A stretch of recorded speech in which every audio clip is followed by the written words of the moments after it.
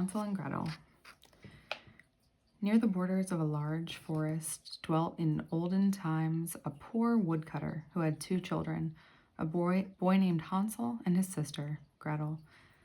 They had very little to live upon, and once there was a dreadful season of scarcity in the land. The poor woodcutter could not earn sufficient to supply their daily food.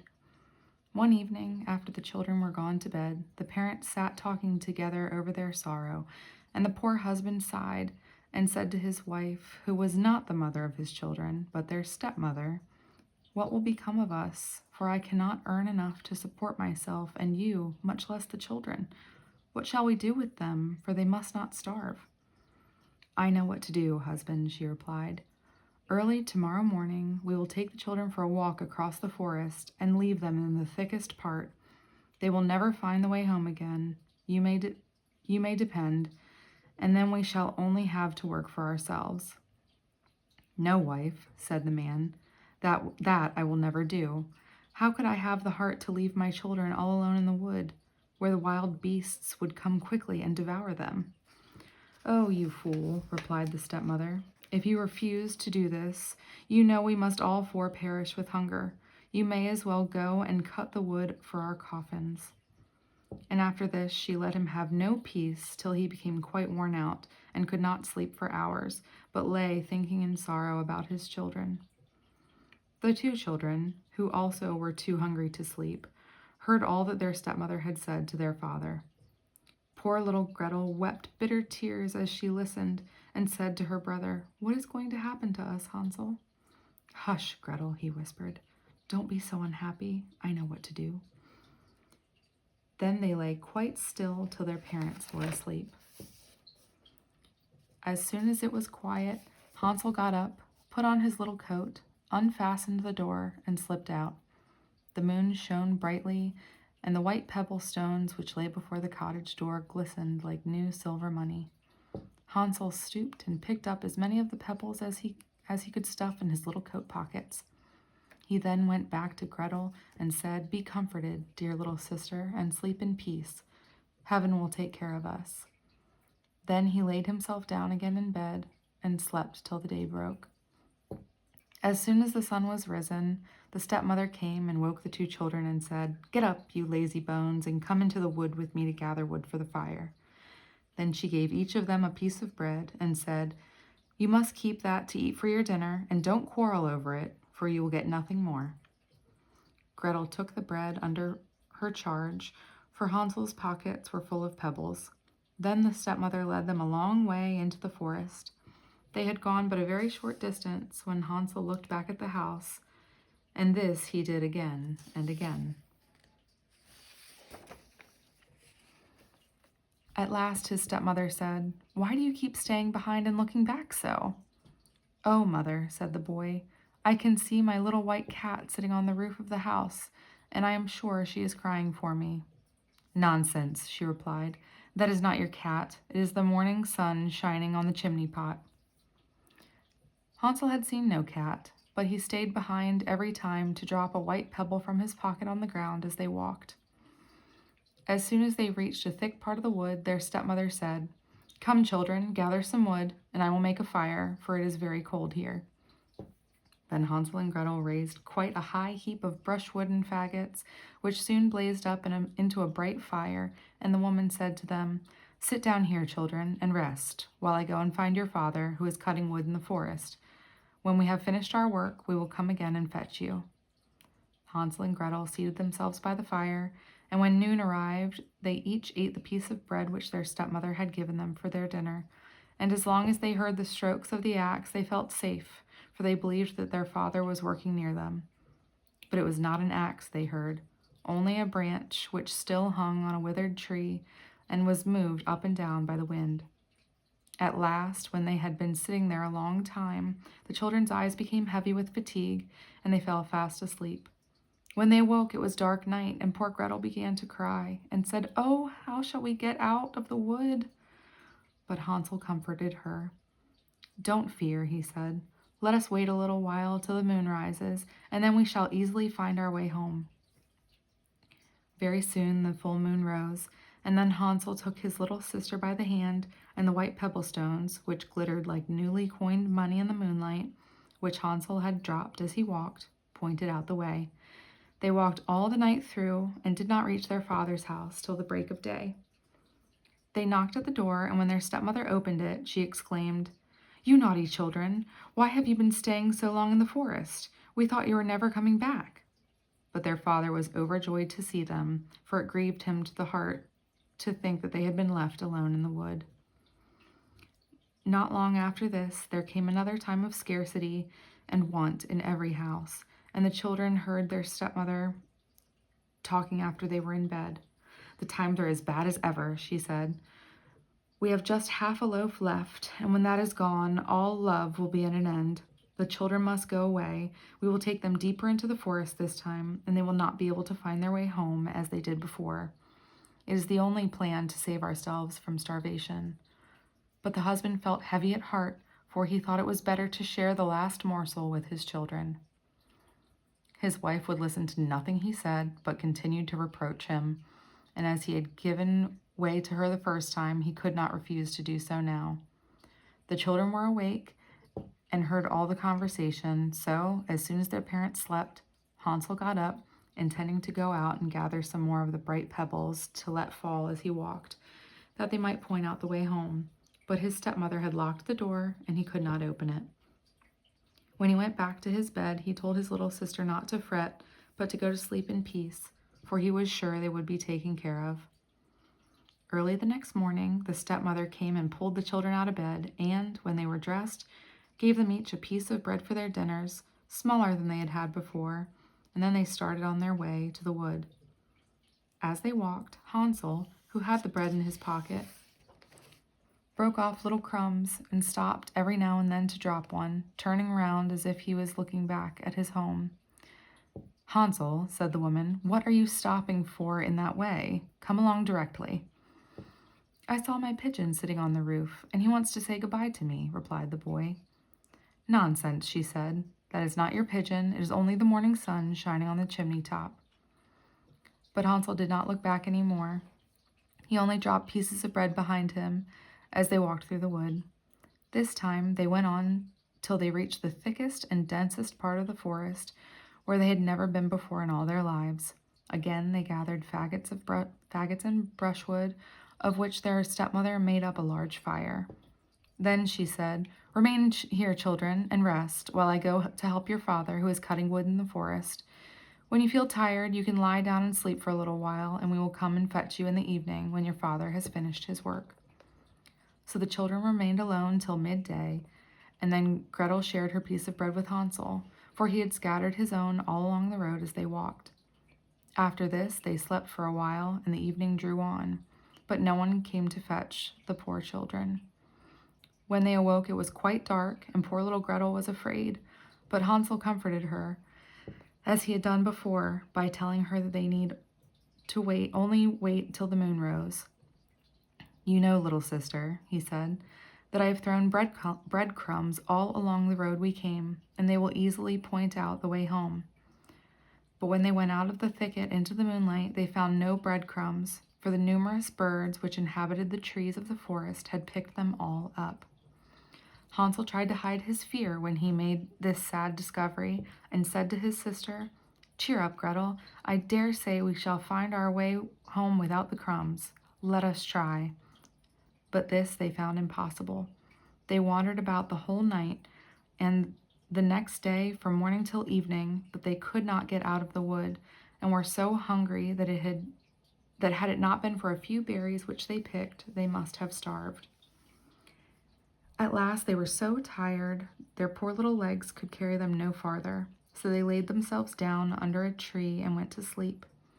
When they awoke, it was the third morning since they had left their father's house, and they determined to try once more to find their way home. But it was no use. They only went still deeper into the wood, and knew that if no help came, they must starve. About noon, they saw a beautiful snow-white bird sitting on the branch of a tree, and singing so beautifully that they stood still to listen. When he had finished his song, he spread out his wings and flew on before them. The children followed him, till at last they saw at a distance a small house, and the bird flew and perched on the roof. But how surprised were the boy and girl when they came nearer to find that the house was built of gingerbread and ornamented with sweet cakes and tarts, while the window was formed of barley sugar.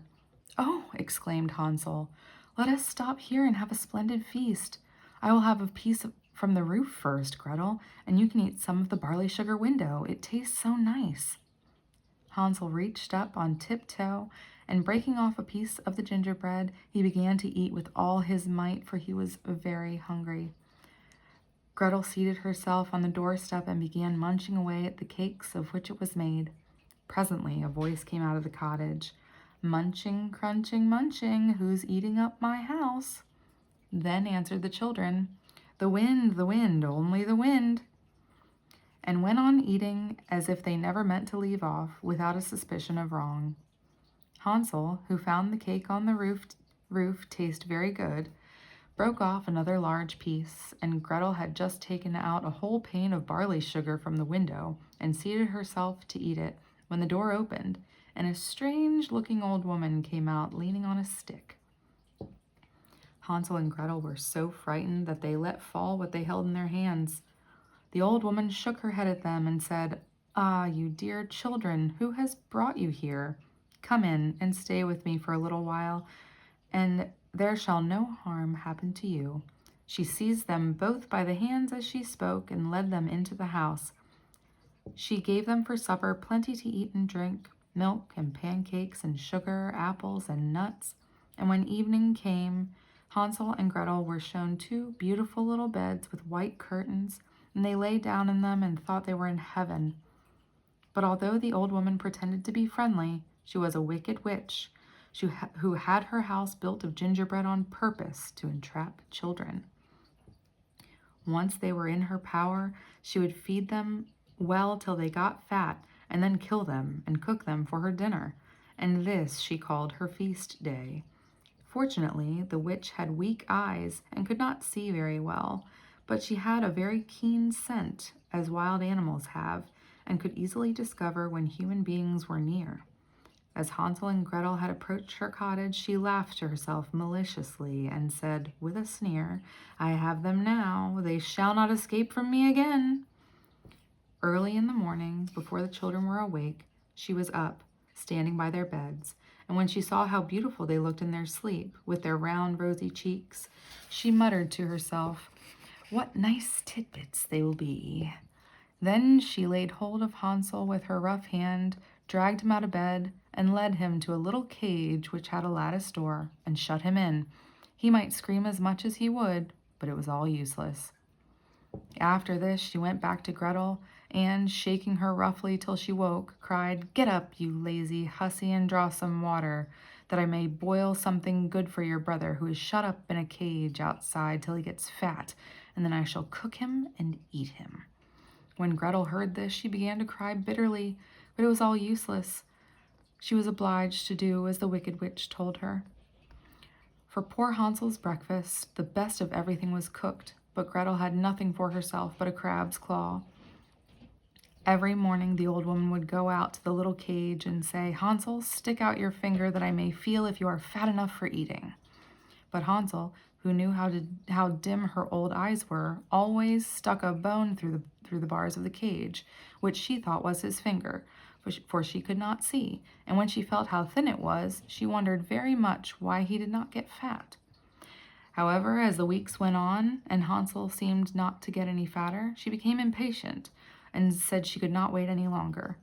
"Go, Gretel," she cried to the maiden. "Be quick and draw water. Hansel may be fat or lean, I don't care. Tomorrow morning I mean to kill him and cook him." Oh, how the poor little sister grieved when she was forced to draw the water, and as the tears rolled down her cheeks, she exclaimed, "It would have been better to be eaten by wild beasts, or to have been starved to death in the woods, than we should have died together." "Stop your crying," cried the old woman. "It is not of the least use. No one will come to help you." Early in the morning, Gretel was obliged to go out and fill the great pot with water and hang it over the fire to boil. As soon as this was done, the old woman said, "We will bake some bread first. I have made the oven hot, and the dough is already kneaded." Then she dragged poor little Gretel up to the oven door, under which the flames were burning fiercely, and said, "Creep in there, and see if it is hot enough yet to bake the bread." But if Gretel had obeyed her, she would have shut the poor child in and baked her for dinner, instead of boiling Hansel. Gretel, however, guessed what she wanted to do, and said, "I don't know how to get in through that narrow door." "Stupid goose," said the old woman. "Why, the oven door is quite large enough for me. Just look, I could get in myself." As she spoke, she stepped forward and pretended to put her head in the oven. A sudden thought gave Gretel unusual strength. She started forward, gave the old woman a push, which sent her right into the oven. Then she shut the iron door and fastened the bolt. Oh, how the old witch did howl! It was quite horrible to hear her. But Gretel ran away, and therefore she was left to burn, just as she had left many poor children to burn. And how quickly Gretel ran to Hansel, opened the door of his cage, and cried, "Hansel, Hansel, we are free! The old witch is dead!" He flew like a bird out of his cage at those words as soon as the door was opened, and the children were so overjoyed that they ran into each other's arm, and kissed each other with the greatest love. And now that there was nothing to be afraid of, they went back into the house, and while looking round the old witch's room, they saw an old oak chest, which they opened, and found it full of pearls and precious stones. "These are better than pebbles," said Hansel, and he filled his pockets as full as they could hold. "I will carry some home too," said Gretel, and she held out her apron, which held quite as much as Hansel's pockets. "We will go now," he said, "and get away as soon as we can from this enchanted forest." They had been walking for nearly 2 hours when they came to a large piece of water. "What shall we do now?" said the boy. "We cannot get across, and there is no bridge of any sort." "Oh, here comes a boat," cried Gretel, but she was mistaken. It was only a white duck which came swimming towards the children. "Perhaps she will help us across if we ask her," said the child, and she sung, "Little duck, do help poor Hansel and Gretel. There is not a bridge nor a boat. Will you let us sail across on your white back?" The good-natured duck came near to the bank as Gretel spoke, so close indeed that Hansel could seat himself and wanted to take his little sister on his lap, but she said, "No, we shall be too heavy for the kind duck. Let her take us over one at a time." The good creature did as the children wished. She carried Gretel over first, and then came back for Hansel. And then how happy the children were to find themselves in a part of the wood which they remembered quite well, and as they walked on, the more familiar it became, till at last they caught sight of their father's house. Then they began to run, and, bursting into the room, threw themselves into their father's arms. Poor man, he had not had a moment's peace since the children had been left alone in the forest. He was full of joy at finding them safe and well again, and now they had nothing to fear, for their wicked stepmother was dead. But how surprised the poor woodcutter was when Gretel opened and shook her little apron to see the glittering pearls and precious stones scattered about the room, while Hansel drew handful after handful from his pockets. From this moment all his care and sorrow was at an end, and the father lived in happiness with his children till his death.